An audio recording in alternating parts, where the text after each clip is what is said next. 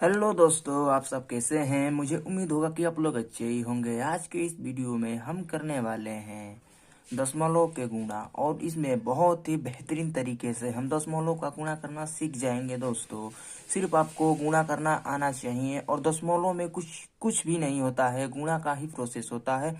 और इसमें दशमलव का स्थान हम चुनना, ये मतलब कि पता करते हैं इसमें। तो चलो देखते हैं दोस्तों कि दशमलव का गुणा कैसे होता है। यहाँ पे आपको दिख रहा होगा दोस्तों, किस प्रकार से यहाँ पे दो दिख रहा है आपको, और यहाँ पे दो दिख रहा है। यानी दो का पहाड़ा पढ़ना है, यानी दो बार दोस्तों। तो यानी दो का पहाड़ा जब दो बार हम पढ़ेंगे तो कितना आएगा, दो एकम दो, दो दूना के चार आएगा दोस्तों। इस प्रकार से हम यहाँ पे चार लिख देंगे दोस्तों। फिर यहाँ पे दो का पहाड़ा हम पांच बार पढ़ेंगे, तो दो पाँचे दस होता है दोस्तों। दो पाँचे दस, तो दस के जीरो होगा दोस्तों। और दस के जीरो, और हासिल जो बचता है, यानी हासिल एक बच जाएगा। और फिर हम दो का पहाड़ा पढ़ेंगे यानी दो बार, तो दो दूना के चार, एक हसीलिया जो होता है एक पाँच होता है।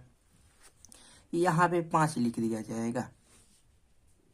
अभी आपको दशमलव की बात को ध्यान में नहीं रखना है, क्योंकि दशमलव हम जो लगाएंगे वो लास्ट में लगाएंगे। और फिर हम तीन का पहाड़ा दो बार पढ़ेंगे, तो तीन एकम तीन, तीन दूना के छः होता है। तो यहाँ पे एक स्थान छोड़ के यहाँ पे छः लिखेंगे। और फिर तीन का पहाड़ा पांच बार पढ़ेंगे, तो तीन पाँचे 15 होता है दोस्तों। और 15 को पांच लिखेंगे यहाँ पे, और हासिल जो बचता है एक बच गया। फिर गुणा करके हंसलिया एक जोड़ देंगे, जैसे आपको मालूम होगा। तो तीन दूना के छः, और एक हंसिलिया जो बचा वो सात, यहाँ पे हो गया। और फिर ऐसे बट्टे का चिन्ह, जैसे कि ऐसे लकीर खांच के जोड़ा जाता है। आपको गुणा में तो मालूम होगा ये प्रोसेस सब।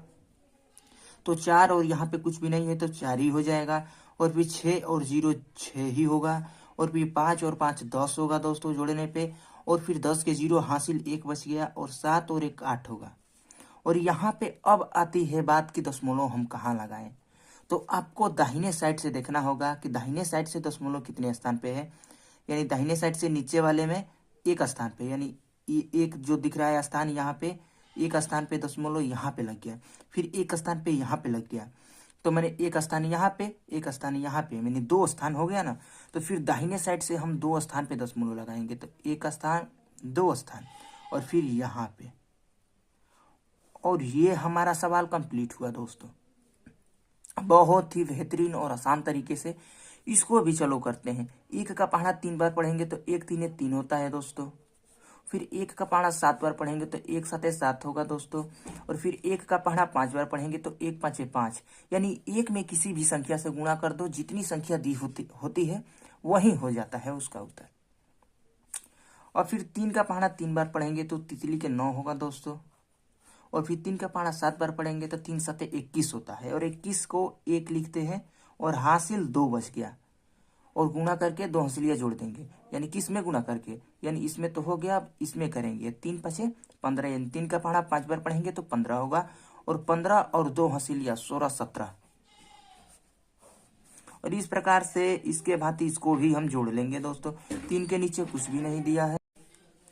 हाँ तो दोस्तों, जिस प्रकार से हम लोग यहाँ पे जोड़े थे उस वैसे ही यहाँ पे जोड़ लेंगे। तो तीन के नीचे कुछ भी नहीं है, तो यहाँ पे तीन हो जाएगा।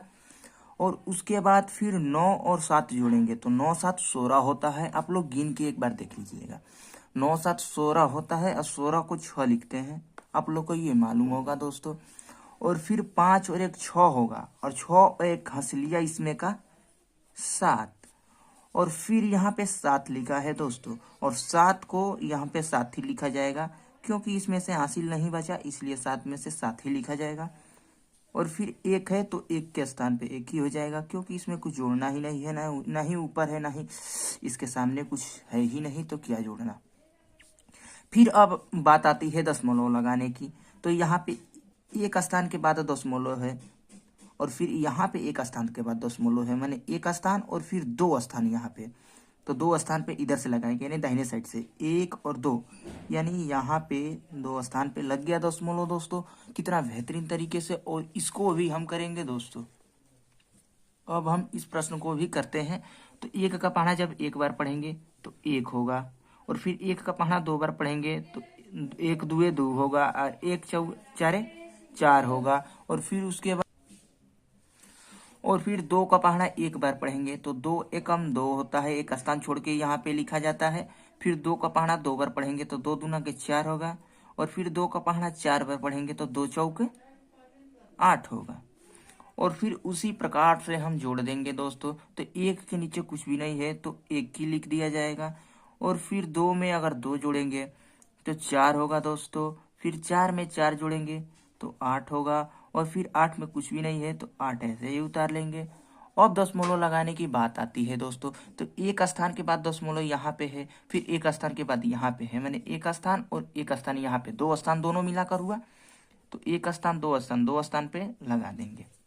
दाहिने साइड से लगाया जाता है। बात ध्यान देने वाली ये है कि इस साइड से लगाएंगे इधर की ओर। फिर अब 4 का पहाड़ा एक बार पढ़ेंगे तो 4 एकम 4। और 4 का पहाड़ा 2 बार पढ़ेंगे तो 4 दूना के 8। और 4 का पहाड़ा 3 बार पढ़ेंगे तो 4 3 12 होता है दोस्तों, 12 लिख दिए। फिर 2 का पहाड़ा एक बार पढ़ेंगे तो एक स्थान छोड़ के 2 एकम 2। फिर 2 का पहाड़ा 2 बार, 2 दूना के 4। और 2 का पहाड़ा 3 बार, 2 3 6। और फिर जोड़ना है हमें। तो 4 के नीचे कुछ भी नहीं है तो 4 ऐसे लिख देंगे।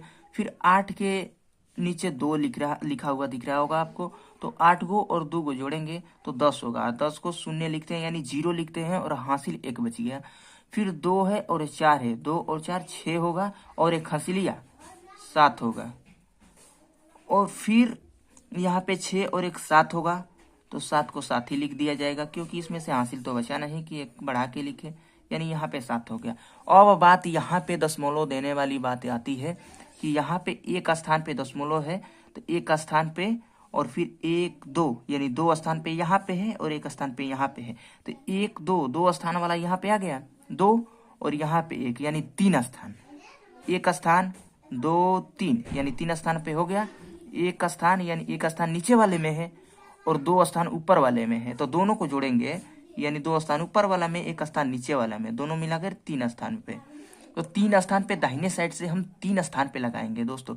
1 स्थान 2 स्थान 3 स्थान, 3 स्थान के बाद यहाँ पे हम लगाएंगे, यानी दशमलव यहाँ पे लग गया।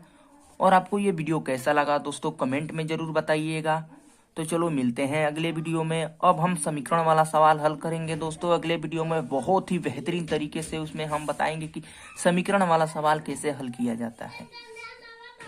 अगर ये वीडियो आपको पसंद आता है दोस्तों तो प्लीज़ चैनल को सब्सक्राइब कर लेना और बेल आइकन को दबा देना और वीडियो को लाइक भी कर देना दोस्तों। इसी प्रकार का वीडियो हम बनाते रहेंगे आगे।